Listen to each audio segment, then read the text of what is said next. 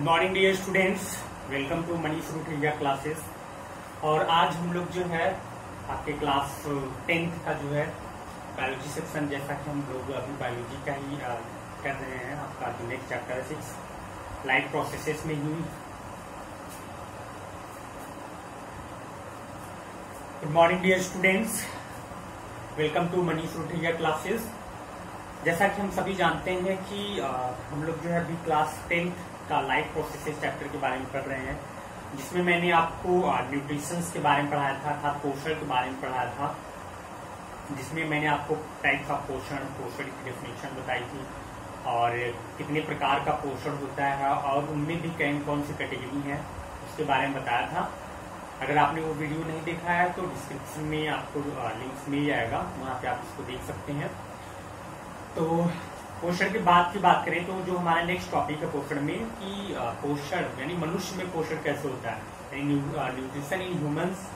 तो हम मनुष्य में पोषण कैसे होता है और किस मीडियम के द्वारा होता है, उसमें उस पोषण में क्या हेल्प करता है हमारे बॉडी में, उसके बारे में पढ़ेंगे। तो चलिए, उसको पढ़ने से पहले हम आपको बता दें कि यदि आप हमारे चैनल को सब्सक्राइब नहीं किए हैं तो चैनल को सब्सक्राइब कर लें और अपने दोस्तों के साथ शेयर करना ना भूलें। चलिए शुरू करते हैं। पोषण अर्थात न्यूट्रिशन, जिसमें हमने बताया था taking of the food particles by the living organism, जितने भी एनिमल्स हैं या लिविंग थिंग्स हैं, तो फूड को एक्सेप्ट या टेक करने की, खाने की प्रक्रिया को हम पोषण कहते हैं। पोषण हमारा 2 प्रकार का था, ऑटोट्रॉफिक एंड हेटेरोट्रॉफिक। उसके बाद भी उसमें भी बहुत सी कैटेगरी थी। तो उसके बाद जो है हमने न्यूट्रिशन इन ह्यूमन यानी मनुष्य में पोषण कैसे होता है। तो मनुष्य में पोषण देखिए, पहले हम बता दें इससे जो आप बोर्ड की क्वेश्चंस आते हैं, कभी कभी तो इस टाइप के क्वेश्चन आएगा। जैसे क्वेश्चन आप ध्यान से सुनिएगा। पहला क्वेश्चन ये आता है कि पोषण किसे कहते हैं, मनुष्य में इसकी क्रियाविधि को समझाइए। ठीक। दूसरा ये कि पोषण की प्रक्रिया को समझाइए, दूसरा क्वेश्चन। तीसरा ये कि पाचन तंत्र का नामांकित चित्र बनाइए।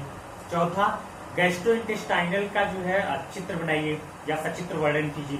ठीक है, या आपसे सीधा करेगा पाचन तंत्र का सचित्र वर्णन कीजिए, या आहार नाल का नामांकित चित्र बनाइए, या मनुष्य में पाचन कैसे होता है उस क्रिया को समझाइए, या सिर्फ आपसे डायरेक्टली पूछ दिया जाएगा कि पाचन किसे कहते हैं, डाइजेशन क्या है, और इस क्रिया को विस्तार पूर्वक समझाइए। ठीक। और कभी कभी चित्र बनाने के लिए सिर्फ आता है, तो चित्र बनाते समय आप सिर्फ ये वाला डायग्राम अच्छे से याद रखेंगे और सिर्फ इसको बना देंगे। इसको जो है कई नाम से पूछा जाएगा, या तो आपको सिंपल सा आ सकता है एलिमेंट्री कैनाल का चित्र बनाइए, या फिर आहार नाल का चित्र बनाइए, या मनुष्य में पाचन क्रिया का चित्र बना के समझाइए। ठीक, ये आता है। और कभी कभी आ जाता है गैस्ट्रोइंटेस्टाइनल ट्रैक्ट क्या होता है उसका नामांकित चित्र या चित्र बनाइए। ठीक है, तो इस तरह से ये क्वेश्चन आते हैं।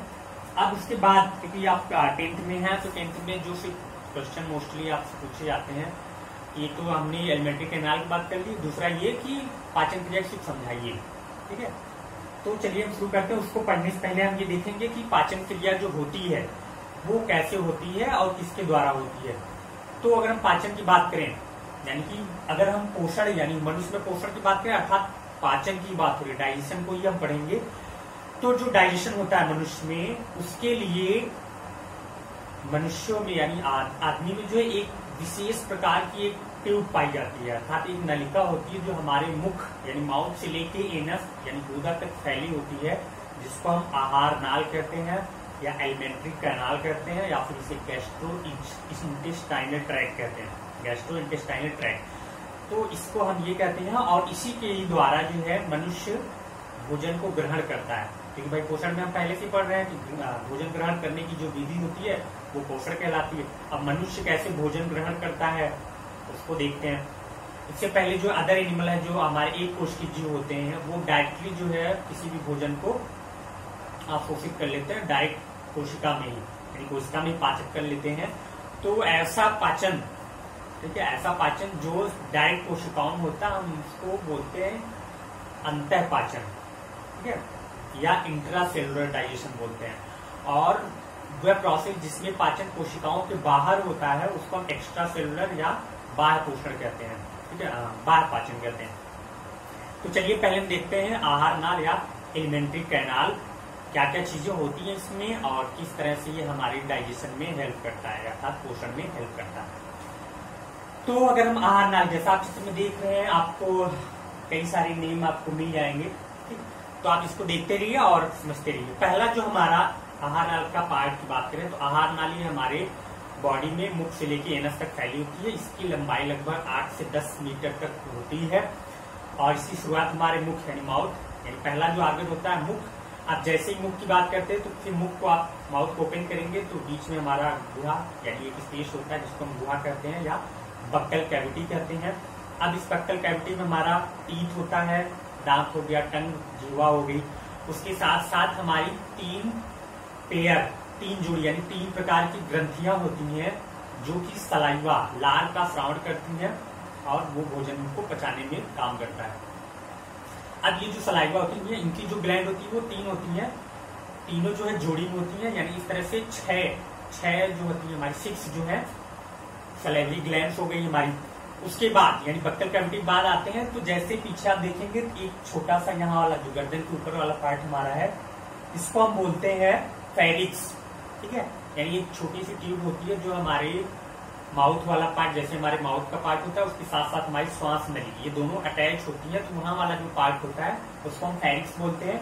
उसके बाद नीचे हम जैसे आएंगे तो एक ट्यूब लाइक स्ट्रक्चर होता है जिसको हम ओसोफेगस या इसी को हम बोलते हैं ग्रसनी, ठीक है, ग्रसनी बोलते हैं।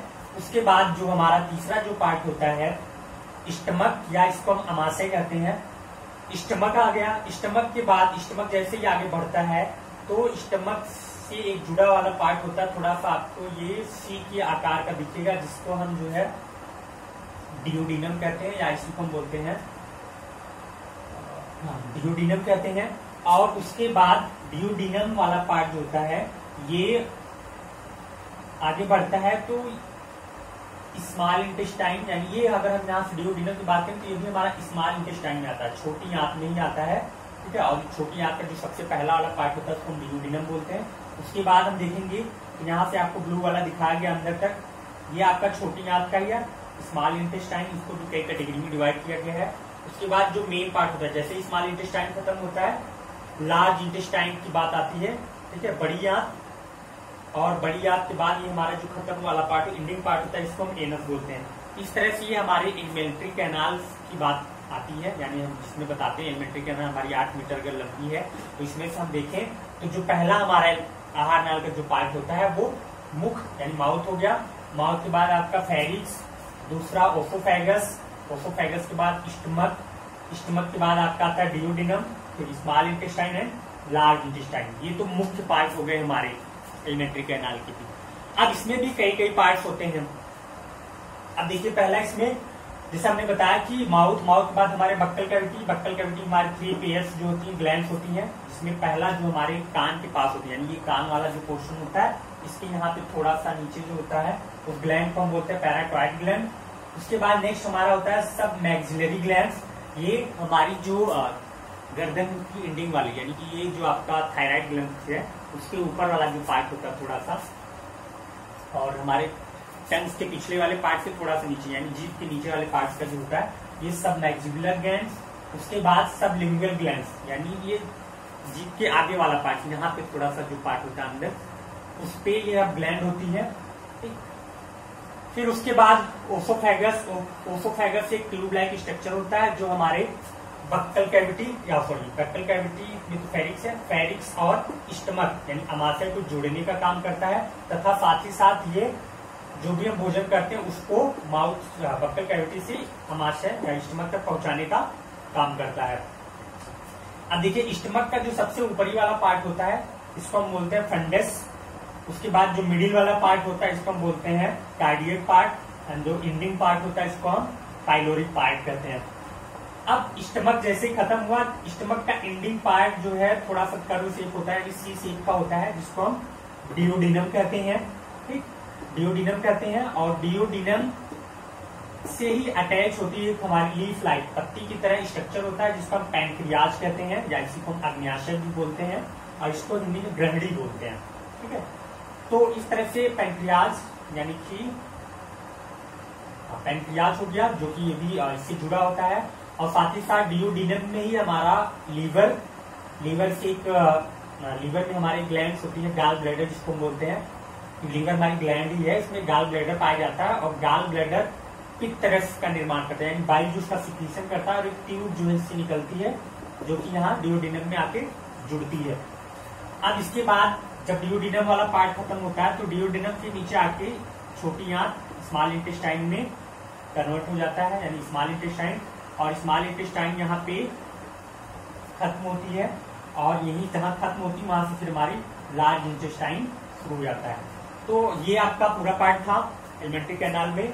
अब इसमें भी देखिए छोटी आंत और बड़ी आंत, एक डिफरेंस होता है। छोटी आंत को हम छोटी आंत क्यों करते हैं और इसको बड़ी आंत, जबकि छोटी आंत की लंबाई लगभग 4 से 5 मीटर होती है और जो बड़ी आंत होती है लार्ज इंटेस्टाइन, इसकी जो लेंथ होती है वो 1.5 मीटर की होती है, लेकिन इसको हम लार्ज कहते हैं, इसको स्मॉल क्यों? क्योंकि जो लार्ज इंटेस्टाइन है उसकी डायामीटर यानी मोटाई में काफी ज्यादा होती है, जबकि स्मॉल इंटेस्टाइन थोड़ी पतली होती है, इसीलिए उसको स्मॉल उसको लार्ज इंटेस्टाइन कहते हैं। अब स्मॉल इंटेस्टाइन में बात करें तो जो आपका टर्निंग वाला पार्ट है, ठीक है, की तरह इसको हम इलियम बोलते हैं, ठीक, इलियम यानी जो आपका स्टार्टिंग का ये पूरा पार्ट है इसको हम इलियम बोलते हैं। अब जैसे ये खत्म होता है लार्ज इंटेस्टाइन में आते हैं तो लार्ज इंटेस्टाइन का जो सबसे पहला पार्ट होता है इसको हम सीकम बोलते हैं, ठीक है, सीकम बोलते हैं। और सीकम से एक हमारा छोटी सी फिंगर लाइन स्ट्रक्चर निकला होता है जिसको अपेंडिक्स कहते हैं। अब जैसे ही लार्ज इंटेस्टाइन थोड़ा सा यहाँ से देखिए ये उल्टा जाता है ऊपर की तरफ उठता हुआ जाता है, इसीलिए इसको हम बोलते हैं असेंडिंग कोलन, ठीक है, यानी लार्ज इंटेस्टाइन का पार्ट कोलन वाला भाग है। लार्ज इंटेस्टाइन ऊपर की तरफ जा रहा है, इसको हम असेंडिंग कोलन बोलते हैं। उसके बाद दूसरा ये पार्ट है ट्रांसवर्स, यानी ये सीधा पड़ा हुआ है जिसको हम ट्रांसवर्स कोलन, उसके बाद थोड़ा सा मुड़ता है नीचे की तरफ, इसको हम डिसेंडिंग कोलन कहते हैं। और इसका लास्ट वाला जो एंडिंग पार्ट होता है वहां पे थोड़ा सिग्मा लाइन यानी थोड़ा सा कर्व शेप में होता है, इसको हम बोलते हैं पेल्विक कोलन। और सबसे लास्ट में आता है हमारा रेक्टम के बाद जो ओपनिंग पार्ट होता है एनस का, ठीक है, यानी इंटेस्टाइन का जो ओपनिंग पार्ट होता है उसको हम एनस बोलते हैं या गुदा बोलते हैं, ठीक है। ये तो था हमारा सिर्फ सिंपल सा एलिमेंट्री कैनाल्स का पार्ट। अब देखिए भाई इसको आप जब तक 1-2 बार बनाएंगे नहीं घर पे तब तक आपको सारे नाम लर्न नहीं होंगे। जब आप इसको एक बार ड्रॉ कर लेंगे कॉपी में तो अच्छे से आपको समझ में आ जाएगा क्या क्या चीजें कहाँ कहाँ पाई जाती हैं और किस तरह से जो है ये हेल्प करती हैं। तो ये तो हो गया आपका चित्र के लिए। अगर आपसे पूछा जाए एग्जाम में कि draw the labelled diagram of alimentary canals, ठीक है, तो आप एलिमेंट्री कैनाल का चित्र बना देंगे या फिर ड्रॉ द गैस्ट्रोइंटेस्टाइनल ट्रैक्ट, ठीक है। तो ये आप फिगर के लिए हो गया। अब प्रोसेस यानी जब प्रक्रिया की बात आती है तो पूछा जाता है कि what is digestion, explain the process of digestion in humans, या पाचन क्या है, मनुष्यों में पाचन प्रक्रिया को समझाइए, ठीक। तो पहला अगर हम पाचन की बात करें तो पाचन वह क्रिया है जिसके अंतर्गत भोज्य पदार्थों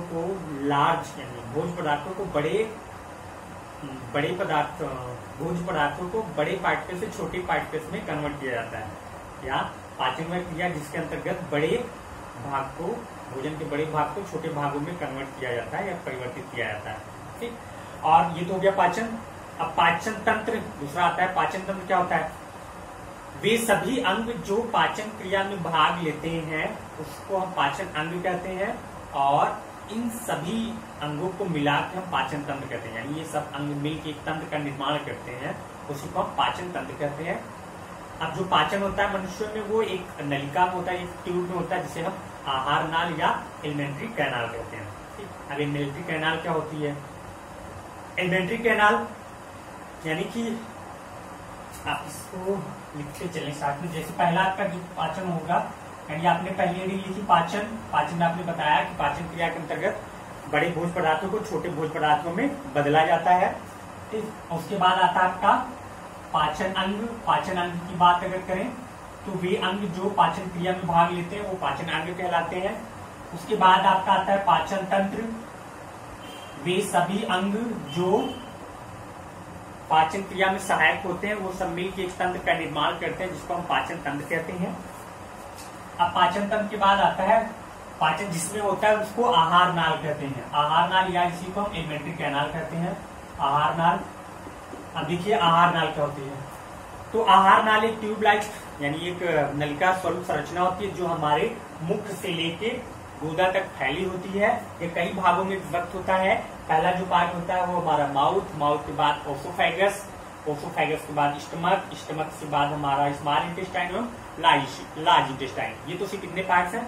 अब इसमें भी स्टमक के आगे का जो पार्ट होता है यानी स्मॉल इंटेस्टाइन का जो सबसे आगे वाला पार्ट होता है जो अमाशय और छोटी दांत को जोड़ने का काम करता है उसको हम डियोडिनम कहते हैं।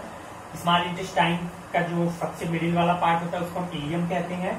और उसके बाद लार्ज इंटेस्टाइन में हमारा जो पार्ट होता है वो caecum, ascending colon, transverse colon, descending colon और लास्ट इंडिंग पार्ट होता है रेक्टम होता है। रेक्टम के बाद एनस। ठीक, ये तो हो गया हमारा एलिमेंट्री कैनाल। अब एलिमेंट्री कैनाल में कुछ ग्लैंड्स भी हमारी जुड़ी होती है। जैसा कि पहला आप यहाँ पे देख रहे हैं तो हमारी सलेवरी ग्लैंड्स यानी लार ग्रंथियां जुड़ी होती हैं जो 3 होती हैं और ये तीनों पेयर्स में होती हैं। Parotid glands, submaxillary glands, sublingual glands. ये जो है लार का जो है सिक्रीशन करती है। लार जो होता है हमारे भोजन में जो कार्बोहाइड्रेट होता है अर्थात जो स्टार्च होता है उसको सिंपल शुगर में कन्वर्ट करने का काम करते हैं। और इसमें एक एंजाइम होता है जिसको हम एमाइलेज एंजाइम कहते हैं जो कि कार्बोहाइड्रेट के डाइजेशन में हेल्प करता है। उसके बाद आपका दूसरा जो ग्लैंड जुड़ी होती है वो होती है लीवर जो होता है यकृत, जिसको हम कलेजा भी बोलते हैं। कहते हैं जिगर होना चाहिए भाई किसी काम के लिए। ये जो जिगर है, ठीक है, उसको हम लीवर या यकृत कहते हैं। ये हमारे बॉडी की सबसे बड़ी ग्लैंड होती है। ठीक है, और इसमें एक भाग होता है यानी दूसरा जो अंग होता है इसको गाल ब्लेडर या इसे पित्ताशय बोलते हैं। ये पित्त रस का निर्माण करता है। और पित्त रस जो है ये हमारे भोजन में जो प्रोटीन है, प्रोटीन फैट उनके पाचन में हेल्प करने में ये सहायक होता है। ठीक, उसके बाद तीसरी जो हमारी ग्लैंड होती है वो पैंक्रियाज ग्लैंड। पैंक्रियाज को भी हम मिक्स ग्लैंड कहते हैं क्योंकि यहाँ पे आप देखेंगे पैंक्रियाज भी मिल रहा है हमारा और गैल ब्लैडर का भी यहाँ पे जो भी बाइल जूस निकल रहा है वो भी मिल रहा है। उसके बाद स्टमक जो है, स्टमक वाला भी पार्ट यहाँ मिल रहा है जिसको हम पैंक्रियाज बोलते हैं, मिक्स ग्लैंड भी कहते हैं। तो ये तो होगी हमारी ग्लैंड की बात। अब देखिए पाचन प्रोसेस यानी कि अभी हमने आहार नाल का सभी पार्ट बता दिया। अब उसके बाद इसकी प्रक्रिया क्या होती है, पाचन प्रक्रिया में क्या होता है।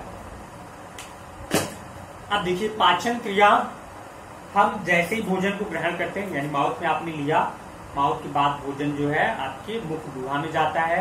मुख गुहा में हमारे दांत उपस्थित होते हैं, दांत के द्वारा हम इसको चबाते हैं यानी छोटे छोटे पार्ट्स में तोड़ते हैं। और इसके साथ साथ जब हम तोड़ते हैं तो जो भोजन होता है भोजन में लार मिल जाती है, लार मिल जाती है जो भोजन को थोड़ा सा चिकनापन उसमें लाती है जिससे मीठापन भी आ जाता है और इसको हम आसानी से निगल सकते हैं। और ये भोजन जो है फिर ट्रांसफर किया जाता है फेरिक्स के द्वारा ओसोफेगस से होते हुए अमाशय में पहुंचता है। ओसोफेगस में एक गति होती है जिसको हम क्रमानुकंचन गति बोलते हैं या पेरिस्टैल्सिस मूवमेंट बोलते हैं, पेरिस्टैटिस मूवमेंट बोलते हैं। उसके द्वारा भोजन जो है अमाशय में पहुंचता है। अब देखिए अमाशय में पहुंचा, भोजन अमाशय में पहुंच जाता है और अमाशय में एक रस का निर्माण होता है जिसको हम बोलते हैं जठर रस या गैस्ट्रिक जूस कहते हैं। और इसमें हमारा हाइड्रोक्लोरिक एसिड यानी HCl पाया जाता है। HCl हाइड्रोक्लोरिक अम्ल पाया जाता है। और इसमें एक हमारा जो एंजाइम होता है पेप्सिन, ठीक है, जो कि प्रोटीन के डाइजेशन में हेल्प करता है। और ये जो पेप्सिन होता है क्योंकि यहाँ पे HCl भी उपस्थित है, HCl जो है भोजन को एसिडिक मीडियम में कन्वर्ट कर देता है यानी अम्ल में कन्वर्ट कर देता है जिससे भोजन में उपस्थित जो भी जीवाणु होंगे, छोटे ऑर्गेनिज्म होते हैं वो मर जाते हैं और भोजन एकदम प्योर हो जाता है। ठीक, और इसके साथ साथ इसमें जो उपस्थित ट्रिप्सिन होता है, पेप्सिन जो होता है, पेप्सिन क्योंकि ये एसिड जो है HCl एक एसिड है तो ये अमाशय को दीवारों को नष्ट न कर पाए इसलिए पेप्सिन पाया जाता है। वो इससे प्रोटेक्ट करता है कि HCl से इसकी दीवारें खुद न कटे क्योंकि भाई एसिड जो है किसी भी स्किन को जो है जलाने की क्षमता रखता है तो पेप्सिन की वजह से इसकी दीवारें बची रहती हैं। और इसमें भी एक गति होती है जिसको हम पेरिस्टैल्सिस मूवमेंट कहते हैं यानी बहुत तगड़ी उछल पुछल होती रहती है जिसकी वजह से भोजन को आसानी से छोटे छोटे भागों में तोड़ा जाता है। अब जैसे ही भोजन अमाशय से आगे बढ़ता है, अमाशय से आगे बढ़ता हमारे डियोडिनम के पास। डिओडिनम एक सी से की तरह स्ट्रक्चर होता है, थोड़ा देखिए आप सी के आकार का दिख रहा है। अब डिओडिनम से ही फिर हमारी जुड़ी होती है लीवर। लीवर में हमारी गॉल ब्लैडर यानी पित्ताशय पाया जाता है, पित्ताशय एक ट्यूब के द्वारा जिसको हम कॉमन बाइल डक्ट, ठीक है, कॉमन बाइल डक्ट कहते हैं। और ये डक्ट जो है पित्तरस को जो है यहाँ डिओडिनम में लाने का काम करती है। और इसी के साथ साथ हमारा पैंक्रियाज भी जुड़ा होता है जो कि ट्रिप्सिन एंजाइम का सिक्रीशन करता है। ये हमारे जो है प्रोटीन, फैट, इन सबके डाइजेशन में भी हेल्प करता है। इसके बाद अब ये जो भोजन होता है ये ट्रांसफर होता है हमारे स्मॉल इंटेस्टाइन में। अब स्मॉल इंटेस्टाइन की जब पार्ट में आता है तो स्मॉल इंटेस्टाइन में पूर्ण रूप से यानी टोटली जो है भोजन का डाइजेशन होता है, कंप्लीट डाइजेशन जो है हमारे स्मॉल इंटेस्टाइन में होता है। अब स्मॉल इंटेस्टाइन में एक माइक्रोविलाई यानी फिंगर लाइक कुछ स्ट्रक्चर होते हैं। जैसे अगर हम इसकी बात करें अंदर की तो इसमें कुछ इस तरह से स्ट्रक्चर होते हैं जो इसके सरफेस एरिया को बढ़ा देते हैं, इसको माइक्रोविलाई कहते हैं, या माइक्रोविलाई कहते हैं। और माइक्रोविलाई जो है डायरेक्ट हमारे ब्लड वेसल से अटैच होती है, जो कि इसके जो भी पाचित भोज्य पदार्थ होते हैं उनको अवशोषित करके कोशिकाओं तक पहुंचाने का काम करता है। अब स्मॉल इंटेस्टाइन में जैसे भोजन पहुंचा, स्मॉल इंटेस्टाइन में भी कुछ ग्लैंड्स होती हैं इनकी दीवारों में, जो कि जो भोजन से हमने जो भी खाद्य पदार्थ को अवशोषित किया है, डाइजेस्ट किया, उसमें अगर प्रोटीन है तो प्रोटीन को अमीनो एसिड में तोड़ने का काम करता है। बाकी जो भी हमारा कार्बोहाइड्रेट है, कार्बोहाइड्रेट को सिंपल ग्लूकोज में तोड़ने का काम करता है, उसके बाद उसे ट्रांसफर कर देता है। अब स्मॉल इंटेस्टाइन तक जो है पूरा डाइजेशन हो गया। अब जो वेस्ट प्रोडक्ट बचते हैं यानी ऐसे पदार्थ जो हम पचा नहीं पाते, वे सभी पदार्थ हमारे लार्ज इंटेस्टाइन में आते हैं। लार्ज इंटेस्टाइन से होते हुए फिर ये रेक्टम में जो है ये कुछ समय तक कलेक्ट रहते हैं, यानी जो हमारा फीसेस बनता है, मल जो बनता है वो रेक्टम में पड़ा रहता है। उसके बाद फिर हम एनस के द्वारा उसको बाहर निकाल देते हैं। इस तरह से हमारा पूरा पाचन होता है, ठीक है। तो ये था आपका पूर्ण जो है डाइजेशन का प्रोसेस। और आपकी भी 10th में है तो 10th में सिर्फ आपको यही इतना ही लिखना है। कभी कभी आपके ऑब्जेक्टिव टाइप में क्वेश्चन आ जाते हैं इससे रिलेटेड कि भाई सबसे लार्ज ग्लैंड कौन से, लीवर, अमाशय से कौन सा अम्ल निकलता है, हाइड्रोक्लोरिक अम्ल, मिक्स ग्लैंड किसको कहते हैं, पैंक्रियाज हो गया, ठीक है। अपेंडिक्स क्या है, अपेंडिक्स भी ये जो है एक अवशेषीय अंग होता है, ठीक है, वेस्टिजियल आर्गन होता है अपेंडिक्स, जो कि जो शाकाहारी जीव होते हैं जो सिर्फ कच्चे भोजन को खाते हैं, जैसे कि गाय, बकरी, भैंस, इन सब की बात करते हैं। ये जो है पत्तियों को खाते हैं, क्योंकि पत्तियां जो होती है इसमें सेलुलोज, पेड़ पौधों को खाते हैं उसमें सेलुलोज की मात्रा अधिक होती है, तो वो अपेंडिक्स जो होता है सेलुलोज के पाचन में हेल्प करता है। और एनिमल्स यानी जो हम मनुष्य होते हैं जो भोजन को पका के खाते हैं, जिसकी वजह से भोजन में उपस्थित जो सेलुलोज होता है वो नष्ट हो जाता है, इसलिए ये हमारे लिए अवशेषीय अंग के रूप में रहता है। बट अगर हम एनिमल्स, ऐसे एनिमल्स जो सिर्फ शाकाहारी होते हैं या जो कच्चे भोजन को खाते हैं, पत्तियों को, पेड़ पौधों की पत्तियों को, उनमें जो है ये थोड़ी बड़ी होती है, यूज होती है, यानी वो डाइजेशन में हेल्प करती है, ठीक। और स्मॉल इंटेस्टाइन की बात करें तो जो मांसाहारी होते हैं उनमें स्मॉल इंटेस्टाइन छोटी होती है, जो शाकाहारी जीव होते हैं उनमें स्मॉल इंटेस्टाइन की गिल्लें काफी बड़ी होती है, ठीक। इस तरह से ये रहा आपका पाचन। आई होप कि आपको ये अच्छे से समझ में आ गया होगा। आप इसको 1-2 बार देखिए, फिर आप एक बार नार्मली बुक्स में पढ़िएगा, आपको प्रॉपर समझ में आ जाएगा। तो आज के लिए बस इतना ही, आशा करते हैं आपको बढ़िया समझ में आया होगा। और फिर लास्ट टाइम बताते हैं, अगर आपने चैनल को सब्सक्राइब नहीं किया तो एक बार कर लें, बाकी अपने दोस्तों को भी शेयर कर लें ताकि इस वीडियो का और भी लोग आनंद उठा सकें। धन्यवाद।